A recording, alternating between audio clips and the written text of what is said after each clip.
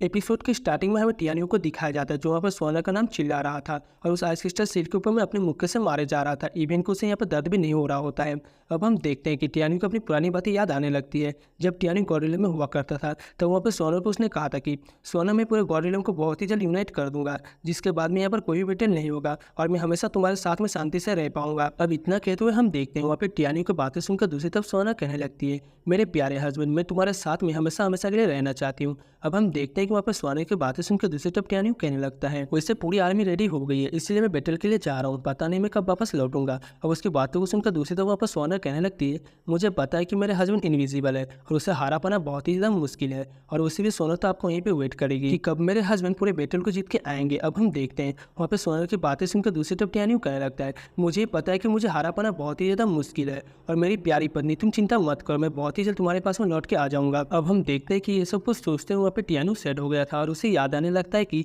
सोना ने उसे कहा था कि मेरी एक छोटी सी विश है, अगर कभी इन फ्यूचर में मैं मारी गई तो मुझे प्लीज़ आइस फॉरेस्ट कॉफिन के अंदर में रख देना, जिसकी वजह से मैं आपके साथ में हमेशा रह पाऊंगी। अब हम देखते हैं कि ये सब कुछ सोचते हुए वहाँ पे टियानियो बहुत ज़्यादा सैड हो गया था और वो सोना का नाम चिल्लाते हुए उस आइस क्रिस्टल सिल्क पर अटैक किए जा रहा था। अब हम देखते हैं कि वो अपने दोनों स्वॉर्ड के यूज़ करते हुए उस आइस क्रिस्टल सिल्क पर अटैक कर देता है, जिसकी वजह से हम देखते हैं कि वो क्रिस्टल सेट पूरी तरीके से क्रैक होने लगता है। इवन कि वहाँ से बहुत ज़्यादा डिवाइन एनर्जी निकलने लगती है, जिसकी वजह से वहाँ पर डिवाइन मंकी थोड़ा सा पीछे खिसक जाता है। बट हम देखते हैं कि वो आइस क्रिस्टल सेट अपने आप को फिर से रिकवर करने लगती है, जिसको देख के वहाँ पर टियानियो कहने लगता है सोनर। और हम देखते हैं कि वो फिर से उसके ऊपर लगातार अटैक किए जा रहा था और वहाँ पर टियानियो की हालत को देखकर दूसरी तरफ डिवाइन मंकी कहने लगता है, मास्टर, मरे हुए लोग कभी वापस नहीं आ सकते और आप चिंता मत करो, जब हम बहुत ज़्यादा पावरफुल हो जाएंगे तब हम मिसलिन को यहाँ पे लेने के लिए वापस जरूर आएंगे। और हम देखते हैं वहाँ पे डिवाइन मंकी की बातें सुनकर दूसरी तरफ टियानियो कहने लगता है, आखिरकार ऐसे कैसे हो सकता है, मैं अपनी सोनर की बॉडी को छोड़ के यहाँ से कैसे जा सकता हूँ, और उसी सोनर की बॉडी को तो गॉरिल्ला पर दफनाया गया था, आखिरकार उस जगह पे क्या कर रही है और आखिरकार सोनर की बॉडी टियाफा कॉन्टिनेंट में कैसे आ गई है, बहुत ही ज़्यादा वियर्ड है।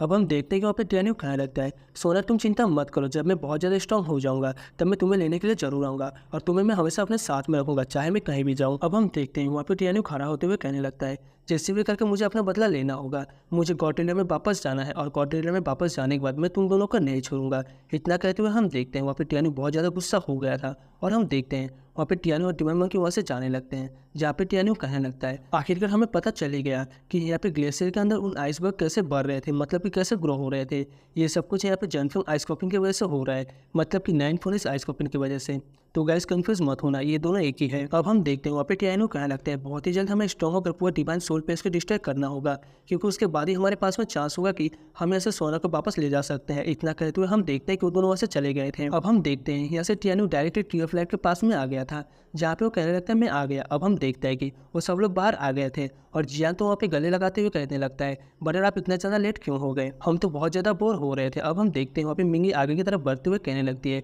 टियानियो क्या तुम्हें पता चला आखिरकार एंशिएंट आइस ग्लेशियर के बारे में, जिसके रिप्लाई में टियानियो कहने लगता है, अभी तक तो नहीं, सबसे पहले तो हमें ट्रायल के ऊपर फोकस करना चाहिए, जिसके बाद में हम इसको देख लेंगे। अब हम देखते हैं वहाँ पे टियानियो कहने लगता है, 20 माइल दूर यहाँ से डेमन सप्रेसिंग टावर है, हमें उस तरफ चलना चाहिए। इतना कहते हुए हम देखते हैं कि वो लोग वहाँ पे डेमन सप्रेसिंग टावर की तरफ जाने लगते हैं, जहाँ पे रास्ते में जियान कहने लगती है, बट टियानियो यहाँ के ट्री तो बहुत ही ज़्यादा लंबे हैं, आखिरकार ये कैसे, जिसके रिप्लाई में वहाँ पे टियानियो कहने लगता है, मेरे मास्टर ने मुझे एक बार बताया था जब यहाँ पे गॉड्स के बीच में बैटल हो रहा था, तब यहाँ पे हिबल ने पनिश इस कॉन्टिनेंट के गॉड, जो कि यहाँ पे जायंट गॉड और यहाँ पे हंगवा गॉड और 2 ट्राइब हुआ करते थे, जिनके ब्लड में बहुत ही ज़्यादा मैजिकल इफेक्ट हुआ करता था। उन्हीं के ब्लड की वजह से पूरा फॉरेस्ट हुआ है, जो कि आज के टाइम पे मैट्रिक फॉरेस्ट के नाम से जाना जाता है। और याद रखना, अगर ये दोनों टाइप के दोनों गॉड नहीं होते तो आज यहाँ पे टियानफा कॉन्टिनेंट एग्जिस्ट नहीं करता। अब हम देखते हैं वहाँ पे टियानियो कहने लगता है, डिवाइन सोल पैलेस की उस लेडी ने एक स्पाइडर डिमन को रेडी किया था, इसका मतलब यहाँ पे इटर्नल इन्वर्टर सेट के यानचन ने भी डिमन सप्रेसिंग टावर में किसी न किसी बेस्ट को जरूर रखा होगा, ताकि वो लोग हमें आसानी से रोक पाए और हमें मार पाए, तो इसीलिए सब लोग यहाँ पे केयरफुल रहना। इतना कहते हुए हम देखते हैं वो लोग आगे की तरफ बढ़ने लगते हैं। दूसरी जो हम डिमन सप्रेसिंग टावर को देखते हैं,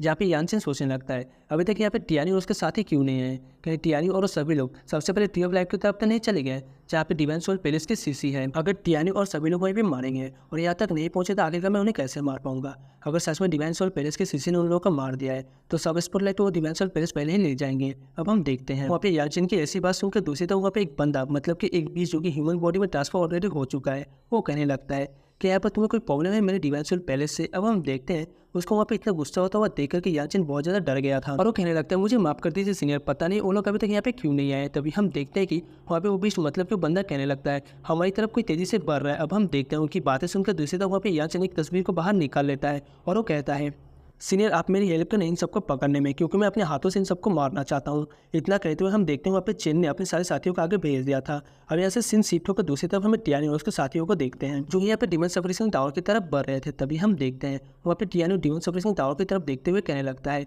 ये तो डिवाइन ट्रेजर है जो कि मैंने लॉर्ड यानसू को दिया था। अब हम देखते हैं यहाँ पे टियानी ये सब कुछ सोच ही रहा होता है। तभी वहाँ पे टियानी को महसूस होता है कि उसकी स्पीड बोट की तरफ कोई अटैक आ रहा है, जिसको देख के टियानी सबको वहाँ से भागने के लिए बोलता है। अब हम देखते हैं सब लोग वहाँ पे स्पीड बोट से बाहर निकल गए थे और उस अटैक को देखते ही वहाँ पे दूसरी तरफ टियानी सोचने लगता है, ये अटैक तो सोल रिफाइनिंग वाले किसी बंदे की है। अब टियानी ये सब कुछ सोच ही रहा होता है। तभी वहाँ पे यानचेन आ जाता है और वो कहने लगता है, बहुत टाइम हो गया टियानी, हमने एक दूसरे को नहीं देखा। अब हम देखते हैं वहाँ पे चेन की तरफ देखते हुए टियानी कहने लगता है,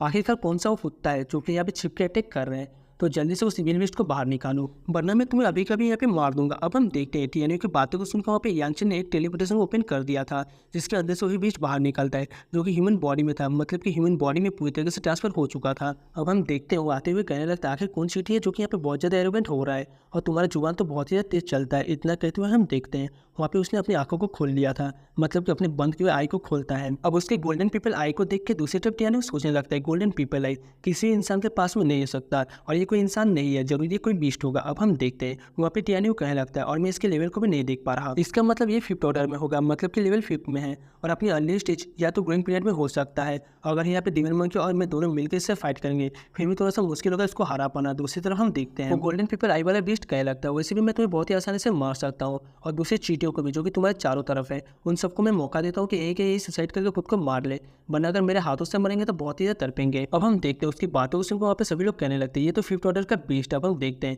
वहाँ पे टियानी कहने लगता है, जल्दी से जल्दी तुम लोग यहाँ से भागो। अब हम देखते हैं कि ये सब लोग स्ट्रीट बोर्ड पर बैठ के यहाँ से जाने लगते हैं, जिसको देखो गोल्डन पीपल आई वाला बीस्ट अपनी फ्लेम का यूज़ करते हुए उनको अटैक कर देता है। अब हम देखते हैं ओटेक वहाँ पे टियानी और उन सभी की तरफ बढ़ रहा था, जिसको देख के टियानी एकदम से उस गोले की तरफ बढ़ने लगता है, जिसको देख कर सभी लोग थोड़ा सा घबरा गए थे। अब हम देखते हैं वहाँ पे डिमन मंकी बाहर आकर उसके अटैक को पूरी तरह से डिस्ट्रॉय कर देता है, बट हम देखते हैं उसके एनर्जी एक्सप्लोजन की वजह से पूरा स्पीड वहाँ पे अनबैलेंस हो गया था और नीचे की तरफ गिरने लगता है, जिसको देख के वांगफू सेक्टर इंडिसेबल चाहता हुआ एक मिरर को बनाता है। हम देखते हैं कि वो लोग नीचे गिर जाते हैं, मतलब कि स्पीड बोट के साथ में, और हम देखते हैं वहाँ पे यानचेन की नजर नागुन निक्सी की तरफ चला जाता है, जिसको देख को घबरा गया था और उस विश की तरफ देखते हुए कहने लगता है, सीनियर आप उनको नहीं मार सकते क्योंकि वो आपके डिवाइन सोल पैलेस की सेंट की सिस्टर है। अब हम देखते हैं उसकी बातों को सुनकर दूसरी तरफ वहाँ पे गोल्डन पीपल आई बीस्ट करने लगता है, मुझे पता है क्योंकि पैलेस मास्टर ने मुझे पहले इसके बारे में एक्सप्लेन कर दिया है। अब जब वहाँ से धुआं हटता है तभी वहाँ पे टियानी को जिंदा देख गोल्डन पीपल आई वाला बीस्ट एकदम से शॉक हो गया था और वो कहने लगता है तुम अभी तक जिंदा हो। तभी हम देखते हैं कि उसकी नजर वहाँ पे डिमन मंकी की तरफ जाती है, जिसको देख के वहाँ के इमोटल सेक्टर सारे दिशा में थोड़ा बहुत घबरा गए थे। अब हम देखते हैं वहाँ पे टियानी को कहने लगता है तुम्हें तो यहाँ पर और भी ज़्यादा सरप्राइज होना है।